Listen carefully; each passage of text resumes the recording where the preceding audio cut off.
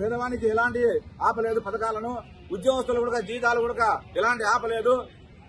పూర్తిగా 90% ఓడిపోవడానికి ముఖ్యమైన కారణాలు ఈవీఎంలు. అంతేకాదు ఈ కక్ష సాధింపు చర్య. ఎన్నికల కమిషనర్ మీరు చెప్పారు ఓడిపోయింది కదా, పులివెందులు ఎలా ఉంది రాజకీయాలు? పులివెందుల ఈ రోజు ఇంత డెవలప్ అయిందంటే వైఎస్ఆర్ కుటుంబం. ముఖ్యమైనది కృష్ణా నీరు. మన ఆ రోజు ఇరిగేషన్ మంత్రి ఉమామహేశ్వరరావు కూడా కేసీఆర్ కూడా ఈ యొక్క ఇరిగేషన్ ప్రాజెక్టు పోతిపాడు రెగ్యులేషన్ సామర్థ్యాన్ని పెంచుతుంటే అడ్డుపడిన వ్యక్తులు. ఈ రోజు తెలంగాణ రేవంత్ రెడ్డి గారు కూడా చెప్పారు, రాజశేఖర రెడ్డి గారు, జగన్మోహన్ రెడ్డి గారు నీళ్లు తీసుకుపోతుంటే కేసీఆర్ గారు నువ్వు ఏం చేస్తున్నావని. ఉదాహరణ అదే, రాయలసీమకు నీరు వచ్చిందంటే వైఎస్ఆర్ కుటుంబం. ఇప్పుడు ఓడిపోయారు కదమ్మా, ఇప్పుడు ఈ పథకాలన్నీ పెట్టినైనా ఎందుకు ఓడిపోయారు అనేది ఒక రీజన్ చెప్పాలి. పథకాలు పెట్టినాడు, ఆ పథకాలు దాదాపు 90% పేదవానికి అందాయి, 10% అందలేదు.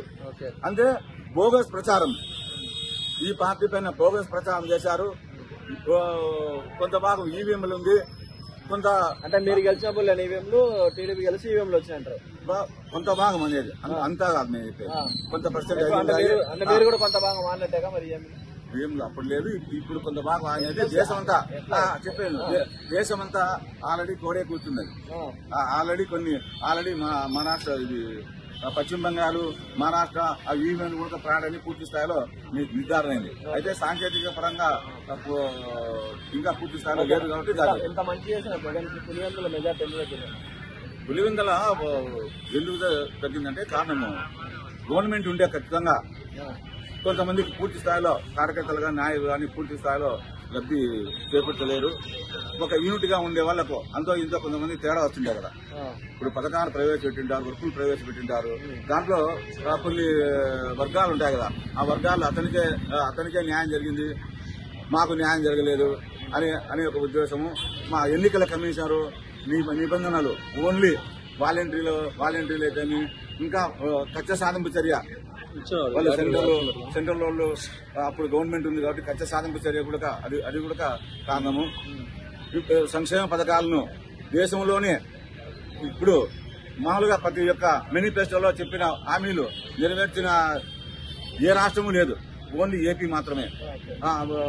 మేనిఫెస్టోలో కూడా ఇప్పుడు పూర్తి స్థాయిలో మీరే చెప్పాలా ఈ రోజు ఏ పథకం అందుతుంది.